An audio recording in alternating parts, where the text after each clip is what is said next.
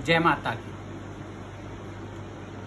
हिंदी का तन, हिंदी का मन, सब कुछ हिंदी मेरा परिचय।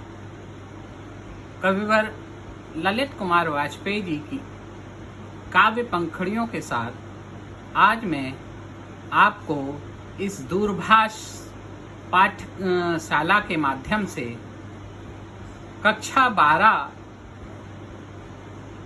हिंदी कोर्स ए की बारे में बताऊंगा।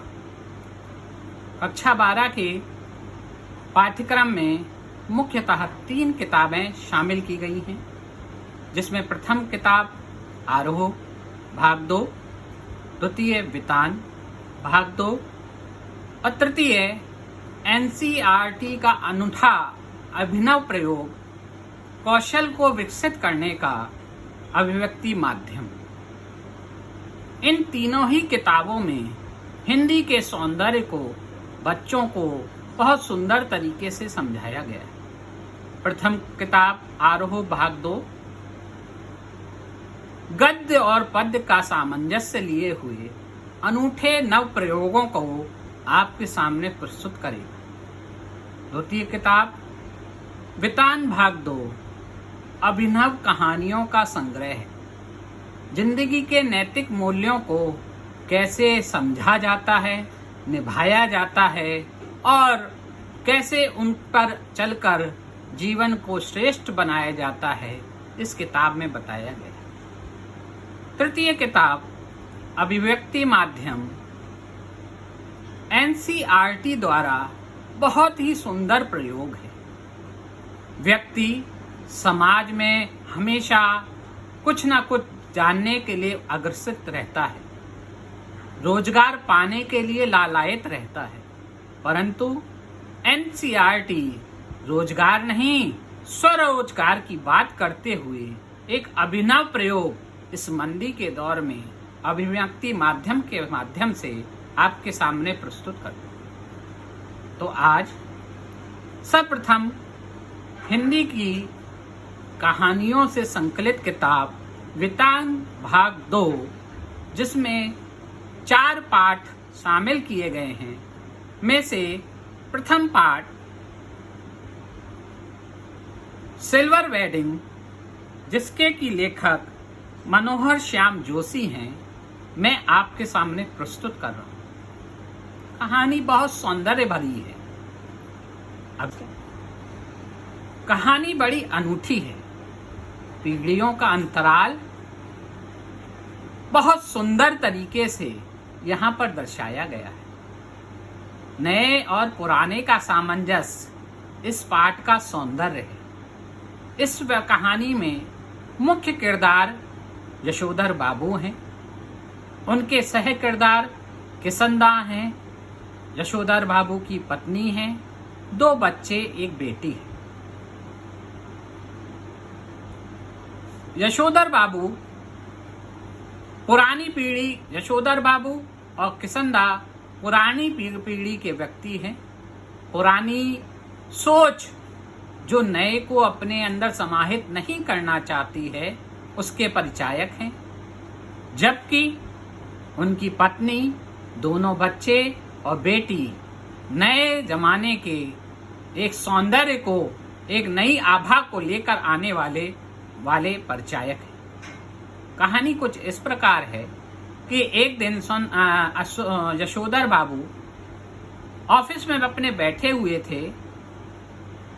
रिटायरमेंट का समय आ चुका था उनका चपरासी उनके पास आया और बोला उनसे कि आज आपकी 25वीं सालगिरह है, शादी की वर्षगांठ है 25वीं, तो आज आप हम सबको दावत दीजिए। यशोधर बाबू क्योंकि पुरानी सोच के व्यक्ति थे, तो वो इन सब चीजों पर विश्वास नहीं किया करते थे और कुछ कंजूस प्रकृति के भी थे। उन्होंने पहले बहुत टाला, लेकिन उनका जो अधिकारी था, जब उन्होंने आकर उनसे कहा कि नहीं, आज आपको पार्टी तो देनी ही पड़ेगी, तो बहुत अनुनय विनय के बाद उन्होंने 10 रुपए निकाल कर कर्मचारी को दिए और कहा कि जाकर सबको चाय पिला देना। और कोई आगे कुछ मांगे उससे पहले ही वो चुपचाप अपने दफ्तर से निकल गए। इस बीच में उनकी इस सोच को सबसे ज्यादा बलवत किया वो थे किसनदा। किसनदा वो व्यक्ति थे जिन्होंने यशोधर बाबू को पढ़ाया लिखाया, क्योंकि यशोधर बाबू ग्रामीण अंचल के गरीब परिवार के थे। वो यशोधर बाबू के साथ रहते, किसनदा के साथ रहते थे और किसनदा के साथ रहकर ही उन्होंने पढ़ाई की।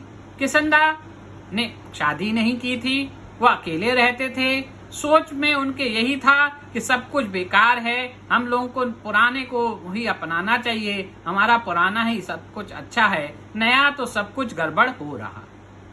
वो शादी के भी खिलाफ थे, लेकिन यशोधर बाबू की शादी हुई। किसनदा हमेशा उनसे इस तरह की बातें किया करते थे, जो कि जब यशोधर बाबू अपने घर बताया करते थे तो उनके पत्नी और बच्चे उसे स्वीकार नहीं करते थे और गुस्सा होते थे। यशोधर बाबू के 2 बच्चे बहुत योग्य थे।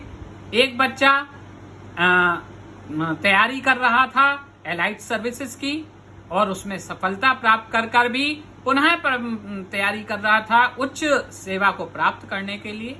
दूसरा बच्चा जो कि एक विज्ञापन कंपनी में लग गया था, अच्छी सैलरी पाता था तथा वहां उसको अलग से उसका पारिश्रमिक भी मिलता था, जिस कारण वो अच्छा कमा लेता था।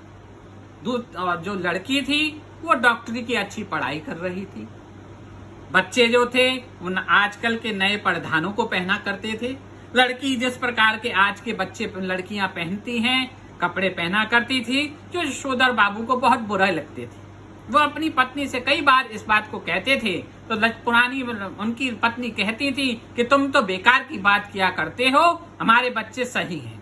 तो वो उनका एक तकिया कलाम इसमें बहुत प्रयोग किया गया है, सम हाउ इम्प्रॉपर, यानी उन्हें वो सब ठीक नहीं लगता था और गुस्से से वो वहां से चले जाते।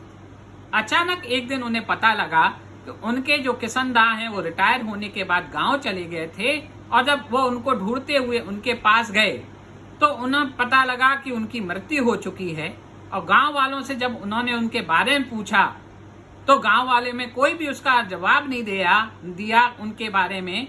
सब यही सोचते रहे, उनसे कहते रहे जो हुआ होगा। उन्होंने पूछा था कि क्या हुआ, कैसे खत्म हो गए, तो गांव वाले, क्योंकि किसनदा सामाजिक नहीं थे, शादी की नहीं थी, परिवार था नहीं, तो ऐसा व्यक्ति जो बिल्कुल समाज से कट के रहता है तो उसके लिए यही शब्द प्रयोग हुआ कि जो हुआ होगा। यानी किसनदा नहीं रहे। यशोधर बाबू बड़े दुखी हुए। वो पुरानी सोच के थे तो वो परिवार को उसी तरीके से चलाते थे। परिवार में खर्चे जो थे, कहीं शादी ब्याह हो रही थी, पत्नी रोकती थी कि मत जाओ, बेकार का खर्चा, इतने दूर के रिश्ते हम नहीं चला सकते, लेकिन वो तब भी जाया करते थे। बहुत ज्यादा पत्नी और उनमें मतभेद चला करते थे, वो बहुत परेशान भी रहते थे। पत्नी उनसे कहती थी कि आप रिटायर हो जाओगे तो मकान एक खरीद लेते हैं जिसमें कि हम उसमें रहेंगे। तो वो कहते थे कि हम क्यों बेफजूल खर्ची करें, जब मैं रिटायर हो जाऊंगा उसके बाद मेरा ही कोई लड़का ये सेलेक्ट हो जाएगा तो हम इसी सरकारी घर में रहेंगे, हमको नए घर को लेने की क्या आवश्यकता है। तो ये इस प्रकार की सोच जो है वो यशोधर बाबू की थी। एक दिन जब मैं फिर से कहानी में वापस वहां लौटता हूं, जिस दिन उनकी शादी की वर्षगांठ थी, वो घर के लिए निकले और जानते हैं कि वो उनको मालूम था कि आज घर में पार्टी मनाई जा रही है जो कि उन्हें अच्छी नहीं लगती थी। तो वो धीमे धीमे बहुत पैदल, घर ज्यादा दूर नहीं था ऑफिस से, लेकिन फिर भी बहुत पैदल धीमे धीमे अपने घर की तरफ गए और घर के पास जाकर झाड़ियों में से झांक कर देख रहे थे कि उनका बेटा, एक बड़ी सी गाड़ी आके रुकी थी, उसमें कोई व्यक्ति बैठ रहे थे और बेटे उसको उनका विदा कर रहा था। जब वो गाड़ी चली गई तब वो बड़े निश्चिंत होकर बहुत देर बाद घर में घुसे तो सब बच्चे वगैरह सब चिल्लाए कि पापा आज के दिन भी आपको इतनी देर आने की जरूरत थी, आज तो इतना बड़ा दिन है। तो उन्होंने कहा कौन सा बड़ा दिन है, अरे हमारे वक्त तो बड़ा अच्छा सा तरीका था, घर में टीका करके पूजा होती थी, मिष्ठान खिलाया जाता था, भगवान की पूजा होती थी, ये चीजें जो तुम कर रहे हो मुझे अच्छी नहीं लगती, समहाउ इम्प्रॉपर हैं ये। तो उनकी पत्नी ने डांटा कि अरे बच्चों के मन का है, कर लिया करो। तो बोले, बच्चे बोलने उनसे बच्चों ने उनसे कहा कि पापा आओ केक काटो। बोले मैं केक नहीं काटूंगा क्योंकि इसमें अंडा पड़ा होता है। बोले मैं नहीं पापा, काटना पड़ेगा। बोले अच्छा ऐसा है तो पहले मैं संध्या वंदन कराऊं। संध्या का मतलब होता है शाम की जो पूजा की जाती है उसे संध्या वंदन कहा जाता है। तो संध्या वंदन के बहाने बच्चों ने कहा अच्छा जाओ संध्या वंदन कराओ फिर केक काटेंगे, लेकिन पापा जल्दी आना। रोज संध्या वंदन उनकी 5 मिनट में खत्म हो जाती थी। उस दिन संध्या वंदन उनकी आधे घंटे तक चलती रही। बार बार बच्चे पत्नी आते थे, चिल्लाते थे कि आज कितनी लंबी पूजा कर रहे हो। वो जानबूझ के करते रहे। जब उन्हें ये लगा कि अब नीचे से आवाज आनी बंद हो गई तो वो पुनः नीचे की तरफ आए। देखा कि कुछ लोग बैठे हैं, बच्चे बैठे हैं। सबने उनको बुलाया, सबने खुशी का इजहार की, सबने अपने पिताजी को, उसके बच्चों ने चरण स्पर्श किए, बच्चों ने बधाई दी, खूब आनंद हुआ। उसके बाद उनसे जबरदस्ती केक भी कटवाया गया। उसके बाद उनकी बिटिया ने उन्हें एक ओवरकोट गिफ्ट में दिया। तो उन्होंने पूछा बेटा ये क्या है? तो बोले बापू इसे खोल के देखो। उन्होंने जब खोला तो उसमें ओवरकोट निकला। ओवरकोट आप लोग समझते होंगे कि जो जाड़े के दिनों में कपड़ों के ऊपर पहनकर चला जाता गरम, उसको कहा जाता ओवरकोट। तो वो कोट पहन दिया। तो उन्होंने कहा कि ये तुमने मुझे क्यों दिया? मेरे पास तो कपड़े हैं, ये फिजूल खर्ची समहाउ इम्प्रॉपर है, मुझे समझ में नहीं आती, तुम क्यों इतना फिजूल में खर्ची करते हो? तो बोले नहीं पापा ये हमने इसलिए दिया है कि आप जब दूध और सब्जी वगैरह लेने जाते हो तो आपके कपड़े बड़े गंदे होते हैं और आप इसको पहन के जाओगे तो अच्छा लगेगा। एक उनके हृदय को धक्का लगा। पहले तो खुशी हुई कि बच्चों ने कुछ दिया, लेकिन धक्का लगा। बोले नालायक इतने हैं, आज भी यही बात सोच रहे हैं कि मैं दूध और सब्जी लेके आऊं। ये नहीं कह सकते थे बापू आप आराम करना, अब से घर के सारे कामकाज हम करेंगे। ये सोचते हुए यशोधर बाबू परेशान होकर और बड़े व्यथित होकर अपने वापस कमरे में चले गए।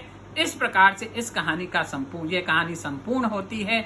इस कहानी में पीढ़ियों का अंतराल बताया गया है कि किस प्रकार से व्यक्ति पुराने को छोड़ना नहीं चाहता और नए को अपनाना नहीं चाहता। नए लोग पुराने को और नए को सामंजस्य बनाते हुए आगे बढ़ना चाहते हैं। यशोधर बाबू किशनदा पुराने के परिचायक हैं और बाकी लोग नए के आगमन का स्वागत करते हैं। कहानी के अंत में मैं इन 4 पंक्तियों को आपके सामने प्रस्तुत कर रहा हूं, जो संपूर्ण कहानी का निचोड़ प्राप्त करता है और कहानी के सार तत्व को आपके सामने प्रस्तुत करता है। ये पंक्तियां भी पंडित ललित कुमार वाजपेयी जी द्वारा लिखित में हैं और जो कुछ इस प्रकार हैं। जब तक अतीत के साथ चला, जब तक अतीत के साथ चला, युग हमें अकेला छोड़ चला। जब तक अतीत के साथ चला, युग हमें अकेला छोड़ चला। जब युग के साथ चला मैं भी, जब युग के साथ चला मैं भी, तब युग भी मेरे साथ चला, तब युग भी मेरे साथ चला। प्रणाम।